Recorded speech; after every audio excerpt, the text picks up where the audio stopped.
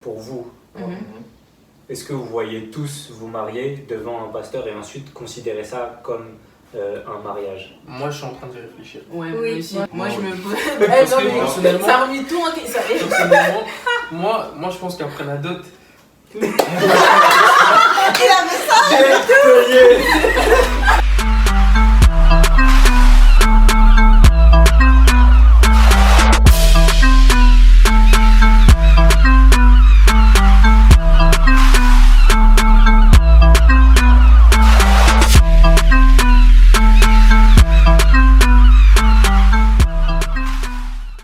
Alors la question du jour, c'est quelle est la place de la culture dans votre foi? Kofi, commence. c'est une question. Qu'est-ce que tu définis par culture? Par culture, c'est... Alors, on va commencer par le début. Attendez. T'es de quelle origine? Moi je suis congolais. Moi, je suis congolaise. Je dis rien. Gabonaise, Togo, Bénin. Bénin, Côte d'Ivoire, Guadeloupe. Donc, C'est la voilà. Le Donc, chef en d'eau. fonction, genre, culturellement, on est aussi influencé par l'endroit auquel on vit, en fait. Donc, en fait, on est soumis à deux ou trois cultures. Ça dépend, des fois il y a des cultures qui prennent plus que d'autres. Bon, moi je vais plus dire c'est la culture béninoise par exemple. Donc j'ai dit par rapport à une culture, on peut être influencé par les mentalités, les manières de penser, les manières de faire, les comportements, etc. Donc en fait, comment vous arrivez en fait à placer la foi, votre foi, dans cet environnement-là en fait, dans la culture. Exemple concret, on parle du mariage à l'église, du mariage en blanc, mais on parle aussi du mariage coutumier. Pour nos jours, par exemple, enfin, tous en fait, parce qu'on est tous d'Afrique, on parle de mariage coutumier. À quel moment vous vous dites, ok, là, c'est mon identité en Christ qui va prendre le dessus, ou c'est ma foi, ou ce que je pense, Ou de la pardon, culture, qui enfin, prend le dessus en fait. Et comment vous arrivez en fait à faire la part des choses entre... Non, en fait, ça dépend. Si tant qu'il n'y a pas de conflit d'intérêt, tu vois ce que je veux dire? Genre, si les deux ils sont en accord, ok? Mais si à un moment je dois prendre les deux, je parle de décision, quoi? culture et foi, Oui. si par exemple ma culture est en accord avec ma foi, j'avance. Mais si à un moment il y a un conflit d'intérêt, je me remets en question, mais c'est ma foi qui doit prendre le dessus. Genre, je dois prendre la décision par rapport à ma foi et non par rapport à ma culture. Si par exemple ma culture va à l'encontre de ma foi, ben, je vais laisser tomber la culture et je vais marcher par la foi. Oui. Mais tant que les deux marchent ensemble, je marche avec les deux. Mehdi, je pense que... Mehdi, Oui, mais. Parce que la culture, en tout cas qui va venir d'Afrique, va être surtout imposée, entre parenthèses, par nos parents. Donc là, ça va dépendre du rapport de chacun avec ses parents. Si tes parents t'imposent telle coutume, telle culture, et que ça va à l'encontre de ta foi, mais qui ne s'en rendent pas forcément compte, eux c'est la culture et les coutumes avant. Qu'est-ce que tu fais? ok. Ok. Non, la question elle est très simple. Moi personnellement, je suis très têtu, mes parents ils savent ça. Donc c'est simple. Si il y a un conflit d'intérêt, je connais ma décision. Ça change Et rien. ça change rien du tout. Si on parle en termes de mariage coutumier, en fait, ça voudrait dire que la façon dont vous voyez les choses, c'est du genre le mariage coutumier n'est pas va à l'encontre de la parole en fait. Non, pour certains, pour certains, pas que ça va à l'encontre, parce que déjà, quand on parle juste de mariage, c'est divin. Mais il y a peut-être dans certaines familles, dans certaines coutumes, où juste le fait d'être mariage coutumier, c'est, on considère en fait déjà comme marié en fait. Et marié, c'est-à-dire que tu peux Consommer. Ouais, tu peux consommer. Mais en fait, la question qui se pose, c'est que dans la Bible, il n'y a pas de mariage à l'église. Et c'est ça la Ouais, grande il y a pas de question. mariage à l'église. Ça nous revient à nous dire Donc, c'est quoi le mariage en fait. Le mariage, c'est un ensemble de choses. C'est un ensemble. Mais justement, le mariage blanc, c'est pas ce qui est considéré entre autres. Enfin, c'est ce qui a été officialisé, si tu veux, pour dire que les gens sont mariés. Mais dans le temps, est-ce que les gens portaient des robes blanches, les gens allaient non. C'était sur la base de la parole. Vous venez, il y a les membres des parents de la femme et de l'homme qui sont là. Et il y a la représentation de Dieu, si tu veux, qui est là, un prophète ou un prêtre ou un pasteur, etc. Et qui est là, qui sur la base de la parole de Dieu vous déclare en tant que mari et femme. D'accord, mais l'homme de Dieu en question, c'est pas biblique. L'homme de Dieu qui vient unir les deux personnes, c'est pas biblique. C'est-à-dire que c'est pas biblique. Dans la Bible, on voit nulle part un prophète ou un homme de Dieu venir unir deux personnes. Oui. C'est les parents qui unissent dans la Bible.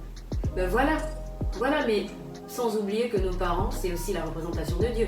Ce que je voulais dire, c'était vraiment dans le sens d'une autorité que Dieu nous a donnée sur terre. Donc en fait, la seule autorité qu'on a, je pense que c'est par rapport à l'état dans lequel on vit. Par exemple, genre, on est en France, techniquement, tu dois te marier à la mairie avant de faire toute chose. Donc en gros, tu dois d'abord te marier à la mairie pour que ce soit genre légal devant l'État, enfin devant la loi sous laquelle tu es, tu vois en fait. Parce que tu dois, malgré le fait qu'il y ait Dieu, etc., il y a une hiérarchie aussi sur Terre en fait. Et tu dois te plier aussi à ça. Aujourd'hui, par exemple, tu vas te poser la question de... On dirait par exemple la confrontation entre mariage coutumier et mariage à l'église, on dirait qu'il y a un faux et un vrai mariage. Parce que, comme elle a dit, il y a des gens qui, après le mariage coutumier, ils vont directement vivre ensemble et consommer. Il y a des gens qui, après le mariage à l'église, il y a des gens qui se disent on pourra vivre ensemble et consommer qu'après le mariage à l'église. Tu vois. Donc ça veut dire en fait qu'il y a un mariage qui est moins considéré que l'autre, tu vois. Moi, personnellement, pour moi, il n'y a pas de mariage meilleur que l'autre. Voilà. Par contre, pour moi, je considère que le mariage se passe au moment où il y a un échange sexuel entre deux personnes. C'est ça le mariage pour moi en fait. C'est ce que la Bible dit. La concrétisation, c'est ça. Du mariage, en fait, c'est ça. Mais le mariage, c'est pas... quand tu dis la concrétisation... Il y a l'union. Oui. L'union, en fait, c'est un processus. Il y a l'union devant les gens, devant Dieu et devant les hommes. La concrétisation dans l'intimité. Non, mais c'est pas gênant, les gars. Mais je voulais rajouter un truc. Moi, je pense que peu importe comment on décide de se marier, on n'empêche pas. C'est pas parce que tu te maries à l'église que tu as fait. Enfin, celui qui fait à l'église, parce que moi je suis chrétien, les musulmans, je sais pas. Par exemple, celui qui fait à l'église, c'est bien, c'est un plus. Mais si tu fais pas à l'église, tu paies rien. Parce que dans la Bible, il n'y a pas de législation précise. Justement, la question, c'est en quoi c'est un plus en fait? C'est un plus, parce que c'est culturel, frère. Oui, mais parce que c'est culturel, justement. Frère, c'est un plus. Et la question, c'est qu'on ne fait pas les choses. Enfin, comme tu as dit, c'est par ta foi. C'est par ta foi. Ça veut dire que si tu fais, c'est un plus pour toi. Pour toi, si dans ta tête, c'est mieux pour toi. Mais celui qui ne fait pas, n'a pas péché. Vas-y, hein. Non, mais en plus, c'est que de nos jours, c'est pas que les chrétiens qui se marient qu'à l'église. Ouais. Aujourd'hui, c'est presque tout le monde, même des païens, même des gens qui sont pas, enfin, qui connaissent pas Dieu, même eux, ils cherchent en fait à se marier dans l'église. Non, c'est culturel. Non, c'est devenu culturel. Mais attendez, étant donné que je suis étranger à C'est pas ça, Mehdi. non mais à certaines pratiques, on va dire. Effectivement, comme il a dit, j'ai toujours vu que ce soit, j'ai toujours vu les chrétiens aller à l'église. Pourquoi on regarde comme ça? Focus. Excusez. Aller à l'église, se marier et considérer qu'à partir du moment où ils sont passés devant le pasteur et devant l'échange des anneaux, etc., que là ils sont mariés. Là, ce que vous êtes en train de dire, si j'ai bien compris, c'est que ça, c'est pas du tout biblique. Ça n'est pas du tout. Ok. Donc concrètement, si on voudrait mettre, si on voudrait mettre un rituel, formaliser un rituel chez les chrétiens, ça serait lequel en termes de mariage? La seule chose plus ou moins obligatoire, enfin que la Bible conseille, c'est de se marier devant les autorités que Dieu a mis sur ta vie, c'est-à-dire devant l'État. Tu vois?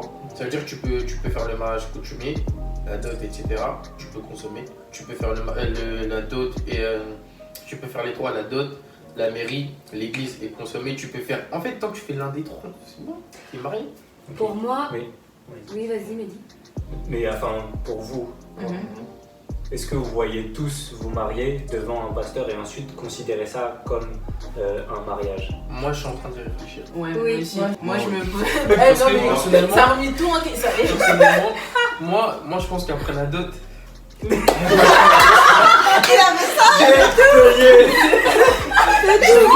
Merci. Non, mais quelque part, je suis d'accord avec. je suis un Africain, je suis pas un Européen et je suis chrétien, donc peut-être devant la mairie, la dot après. La dot, c'est biblique. Après, La la dot, c'est biblique. La dot, c'est biblique. C'est biblique, mais c'est pas une obligation. Mais moi, sincèrement, comment je pense faire les choses, c'est vraiment dès le mariage à la coutume, tout peut se faire, mais il va falloir que l'union, ça se fait sur la base de la parole de Dieu en fait. Pour moi, quand je vais me marier, j'ai pas besoin d'être dans un bâtiment, dans une église, ce qu'on appelle communément, mais j'ai besoin que ce soit, enfin, qu'il y ait la parole de Dieu qui soit prononcée en fait, pour considérer, et qu'il y ait mes parents, parce qu'il faut on se marie devant Dieu et devant les hommes. Dieu, on ne le voit pas, ok, mais il est présent. Et c'est à ce moment-là que je vais considérer que je suis mariée en fait. Donc vraiment, pour moi, c'est ça. Ok. Donc après, si on fait le mariage blanc, bien.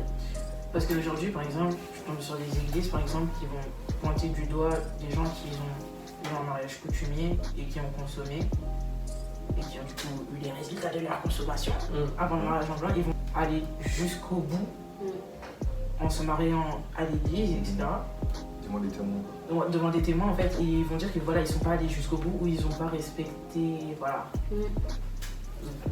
Du coup, ça fait bizarre un peu, enfin, je sais pas. En fait, le problème, c'est qu'ils considèrent le mariage coutumier comme les fiançailles et non comme le mariage. Exactement. Sauf qu'en réalité, c'est pas les fiançailles, c'est le C'est mariage. Voilà. Et C'est juste que- l'information ouais, est c'est ça. erronée en fait. C'est ça. C'est ça. En fait, ils ont assimilé le processus occidental au processus africain. Mais, Parce que, est-ce que vous imaginez, si on n'était jamais venu en Europe, on était juste resté en Afrique, entre autres, enfin, ça aurait été serait resté toujours comme la ça, même ça aurait été Voilà. comme coutumier. Exactement. Parce que moi, mes parents, par exemple, ils sont mariés que coutumiers, ils ont fait juste la mairie quand ils sont venus en France, ils sont pas mariés à l'église. Et aujourd'hui, en fait, si vous voulez, le mariage blanc, entre autres, quand on met la robe blanche, c'est vraiment, les gens le font, sincèrement, personnellement dans mon pays, les gens le font parce que de manière administrative en fait. Parce que si tu dois aller vivre dans un pays, tu es obligé d'avoir ce document qui prouve qu'effectivement tu es marié à cette femme ou marié à cet homme, etc. en fait, pour que les enfants prennent le nom de leur père, etc. Tu vois, c'est vraiment à cause de ça, voilà. Les symboliques. Voilà. Moi, je pense quand même que là, on s'est focalisé un peu sur le mariage. Voilà, c'est vrai. Ouais, là, on s'est focalisé Ça, sur c'était un exemple pour Là, démarrer. c'était un exemple, tu vois. c'était un Voilà, c'était un exemple. Moi, je prends par exemple cet exemple, je suis béninoise. On pratique le vaudou, c'est considéré. Oui, la sœur, speak, preach. Le vaudou, c'est vraiment une vraie pratique. C'est vraiment considéré comme une religion au Bénin. Il y en a qui sont vraiment nés dedans et qui, du coup, c'est des coutumes qui vont avec, c'est des coutumes qui suivent. Moi, aujourd'hui, chrétienne, non, ça peut pas passer.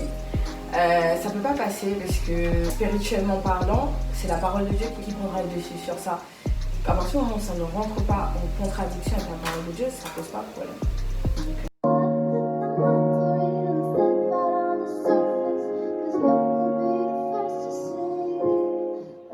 La culture te dit le soir, tu ne siffles pas.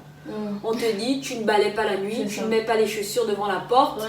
On te dit, tu dois, quand tu as un certain âge, tu dois être initié. On te dit, par exemple, tu dois, je sais pas moi, pour être protégé des mauvais esprits, tu dois aller voir un certain charlatan, tu dois danser.